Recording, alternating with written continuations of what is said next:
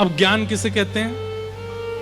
सही और गलत की पहचान, यही ज्ञान। सद और असद की नॉलेज होना, यही ज्ञान है। और फिर सद को स्वीकार करना, असद का त्याग करना, इसको ज्ञान कहते हैं।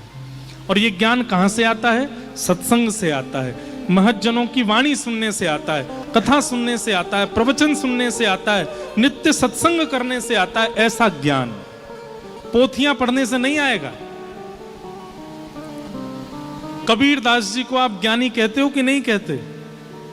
कबीरदास जी को ज्ञानी कहते हो, लेकिन कबीरदास जी से तो हस्ताक्षर करने भी नहीं आते थे।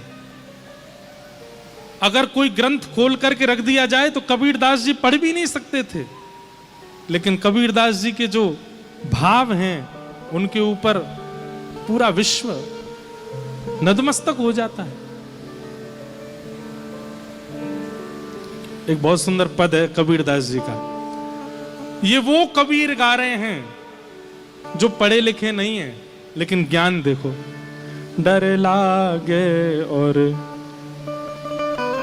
आहा, अजब जमाना आया रे,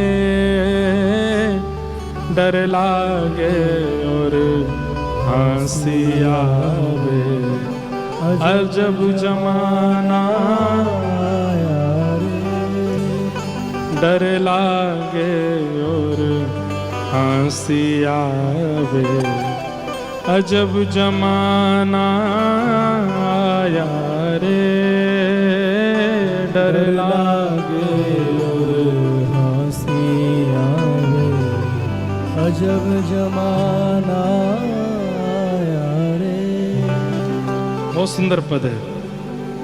डर लागे और हंसी आवे, अजब जमाना आया रे, डर लागे और हंसी आवे, अजब जमाना। क्या कह रहे हैं? कैसा जमाना है? कथा होत तहां श्रोता सोवे, कथा होत तहां श्रोता सोवे, वक्ता मूड पछाया रे, वक्ता मूड पछाया रे। लेकिन एक बात बोलूं, हे कबीरदास जी, यदि आप देख रहे हो मेरी कथा के श्रोता नहीं सोते हैं, ये सब जगह रहते हैं। हाँ, आज से पहले जब हम 3-4 साल पहले कथा करते तब सोते थे। अरे महाराज, कैसे कैसे श्रोता हमने देखे, हम क्या बताएं आपको। एक माता जी आई मंच पे, तो कभी कोई दक्षिणा धर देते हैं यहाँ पे, तो मुझे 500 का नोट यहाँ धर दिया जी। तो फिर मेरे आगे हाथ जोड़ खड़ी रही। मैंने क्या हुआ? बोले खुले खुले के छुट्टे दे दो। मैं जय हो मैया, में काय को देवे? मैंने कि तुम 500 मुझे देने आई थी कि छुट्टे लेने आई थी? नहीं, 400 वापस कर दो, 100 ही देने थे आपको। तो मैंने कि आज अपनी वैल्यू पता चली। ले भाई 400 रुपया ले जाओ, आइसक्रीम खा लेना। ऐसे ऐसे श्रोता आए कथा में। सोफा पे बैठने वालों को तो मैं देखता ही नहीं हूं, क्योंकि आधे तो लुढ़के पड़े मिलते हैं मेरे को। लेकिन यहां नहीं है, सबरे जग रहे हो ना रे भैया, हो जगे रहो, सोना नहीं। हाँ, कबीरदास जी कहते हैं डर लागे और हंसी आवे, अजब जमाना आया रे। गाओ सब लोग। डर लागे और हंसी आवे। इनसे तेज आवाज होनी चाहिए आप। जमाना आया। अब एक बात सुनो, ये हमारे प्रेम जी और दूसरे ज्ञान, इनसे आपका कंपटीशन है 7 दिन तक। ये दोनों माइक पे चढ़ चढ़ के गाएंगे, आपको इनसे तेज ही रखनी है अपनी आवाज, ठीक है? बस ये याद रखना है, आपने इनको हरा दिया तो ठाकुर जी आपको मिल जाएंगे, ठीक है? बस इतना याद रखना कि ताल में गाना। कहीं बेताल हो गए तो फिर इनको ही मिल जाएंगे ठाकुर जी फिर तो। बोले कथा होती है तो श्रोता सो जाते हैं। अच्छा ठीक है, मान लीजिए कि तन से नहीं सोए लेकिन मन से तो कई लोग सोए रहते हैं। कथा हो जाने के बाद उनसे पूछो कथा सुन के आए? बोले हाँ जी। क्या सुना? वो भूल गए क्या सुना। थी बहुत अच्छी कथा, एक दो बातें अच्छी अच्छी बताई थी महाराज जी ने, बाकी पूरी बात हमको इतनी याद नहीं है। इसका मतलब क्या था? सो ही रहे थे। तो कबीरदास जी सही कह रहे हैं। लेकिन होए जहां कहीं स्वांग तमाशा, होए जहां कहीं स्वांग तमाशा, तनिक ना नींद सताया रे, तनिक ना नींद सताया रे। ओ डर लागे और हंसी आवे, अजब जमाना आया रे। ओ डर लागे और हंसी आवे, अजब जमाना आया रे। धन दौलत ले माल खजाना, धन दौलत ले माल खजाना, वैश्या नाच नचाया रे, वैश्या नाच नचाया रे। धन दौलत कमा लेते हैं, खूब सारा पैसा कमा लेते हैं, उस पैसे का ज्यादातर उपभोग कहां करते हैं? अपने प्रयोग में। कई लोगों को कहो भैया वृंदावन में ऐसे ऐसे कोई योजना बन रही है, अनाथों के लिए थोड़ा दान करो। हाँ कर देंगे थोड़ा सा। कमाई कितनी होती है? 100 करोड़ की। और दान कितना कर रहे हैं? 11,000 रुपए। इतने में ही कर लो महाराज जी।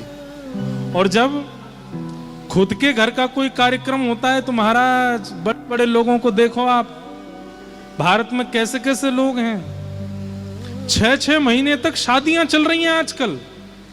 6 महीने तक शादी, और उसमें करोड़ों खर्च कर रहे हैं लोग, खरबों अरबों खर्च कर रहे हैं।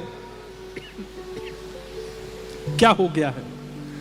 अपने खर्चा के लिए इतना सब कुछ करते हैं, लेकिन जब समाज के लिए कुछ बात आती है तो फिर कुछ नहीं निकल के आता बाहर। धन दौलत ले माल खजाना, धन दौलत ले माल खजाना, वैश्या नाच नचाया रे, वैश्या नाच नचाया। और मुट्ठी भर कोई अन्न जो मांगे, मुट्ठी भर कोई अन्न जो मांगे, कहे लाज नहीं आया रे, कहे लाज नहीं आया रे। कोई साधु महात्मा या कोई भी मुट्ठी भर अन्न भी तो तुमको मांगने में शर्म नहीं आती है? कुछ काम धंधा करते नहीं हो, मांगने आ गए हो। ऐसी हमारी स्थिति हो गई है।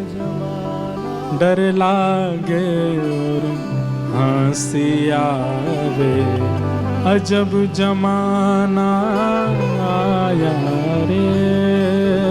डर लागे और हंसी आवे, अजब जमाना आया। और ये वाली पंक्ति मुझे बहुत अच्छी लगती है।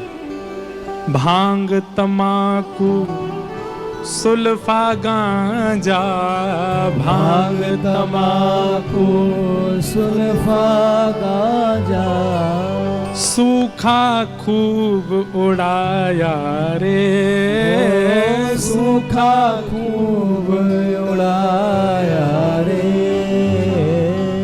कबीरदास जी क्या कह रहे हैं? बोले किसी व्यक्ति को एक बार भांग खिला दो, उसके बाद अपने आप नियम से खाता है। किसी को एक बार मदिरा पिला दो, नियम से अपने आप पिएगा, उसको बोलना नहीं पड़ता, फिर वो खुद ही पी लेता है। इतना पीना है, इतने बजे पीना है, ऐसे पीना है, वैसे पीना है। ऐसे ही सुल्फा गांजा तंबाकू खाने वालों को एक बार खिला दो, अपने आप नियम धारण कर लेते हैं। और यहां गुरुजी बोल बोल करके गला उनका दूख जाता है कि भैया चरणामृत पिया करो ठाकुर जी का, उसका नियम नहीं धारण हो पाता है। गुरु चरणामृत नेम न धारे, गुरु चरणामृत नेम न धारे, महुआ चाखन आया रे, ओ महुआ चाखन आया रे। ओ भैया डर लागे और हंसी आवे, अजब जमाना आया रे, डर लागे और हंसी आवे, अजब जमाना आया रे। ओ उल्टी चाल चली दुनिया ने, उल्टी चाल चली दुनिया ने। हमारे श्री वैष्णव संप्रदाय में, रामानुज परंपरा में जिसमें हम दीक्षा दे रहे हैं, हम भी हैं, वहां पे तप्त मुद्रा दी जाती है। यहाँ पर शंख चक्र गर्म करके पधराए जाते हैं, पर उनके चिन्ह रहते हैं। तो अभी दीक्षा हुई जब वृंदावन में, तो शंख चक्र गर्म करके पहले मैं अपने हाथ, ये पूरी खाल मेरी ऐसे सिकुड़ गई थी, क्योंकि पहले मैं खुद के लगाता था, देखता था गर्म तो नहीं है, फिर पधराता था। और फिर भी हमने बहुत शीतल कर करके दी कि भाई कोई पहली बार दीक्षा दे रहे हैं, कहीं उचट के भाग नहीं जाए। तो ऐसे ऐसे लगा के थोड़ी मुद्रा देते। उसमें भी 10-10 बार लगाता। तो एक माता जी आई, उनके यहाँ दुनिया भर के टेंटू लग रहे थे। मैंने कही इनको कहाँ दर्द होगा, ये पहले ही इतना दर्द सहन करके आ चुकी हैं, इनको तो थोड़ा गर्म ही लगा देते हैं। तो मैंने जरा सा देखा तो गर्म था। जैसे ही मैंने पधराया, तो एक में ही पधराते, दूसरे में चंदन का ही लगा दीजिए, बहुत दर्द हुआ। मैंने कहा मैया एक बात बताइए, जो तूने इतने बड़े बड़े टेंटू लगवाए हैं यहाँ पे, इनते दर्द ना भयो? ये तो हुआ था, पर ये पति का नाम है, ये उसका नाम है। मैंने कहा बताओ, वैष्णव चिन्ह धारण करने में पीड़ा हो जाती है। एकादशी व्रत रखने में लोगों की हालत खराब होती है, और वही जब अपनी प्रियतमा की याद में प्यासा पड़ा रहता है, कमरे में भूख प्यास पड़ी है, नहाया धोया नहीं 4 दिन से, तब नहीं आती उसको जरा भी लज्जा अपने ऊपर। ठाकुर जी के नियम करने में कितना दुख होता है।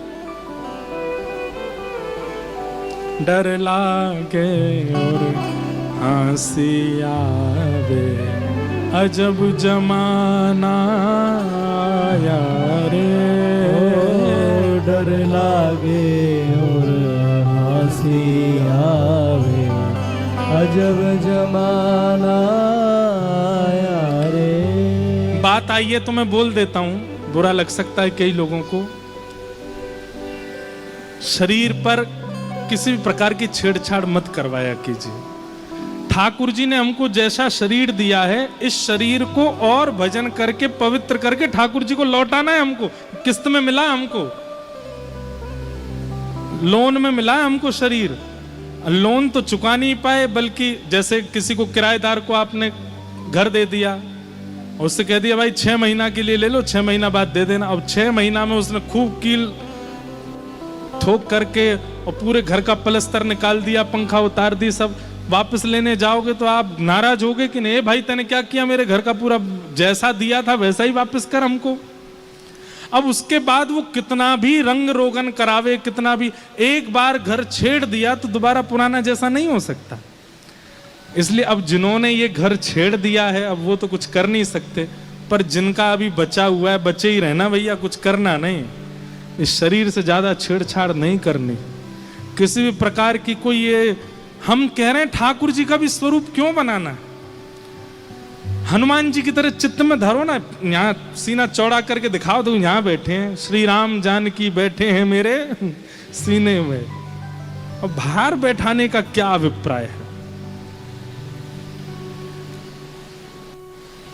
इसलिए प्रयास कीजिए कि अगर कुछ बने भी हैं चिन्ह वगैरह, तो उनका थोड़ा प्रायश्चित कर लीजिए और आगे नहीं बनवाइएगा। ठाकुर जी का स्वरूप रहने दीजिए।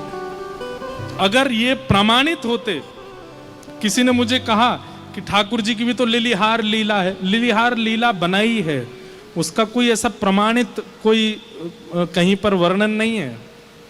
और लिलिहार लीला में वो जो बनाने का जो भाव है, उसमें मेहंदी जैसा ही कोई सब्सटेंस है जिससे लिख दो, कुछ दिन बाद वो उड़ जाता है। हमेशा वो रहने वाला क्रम नहीं होना चाहिए।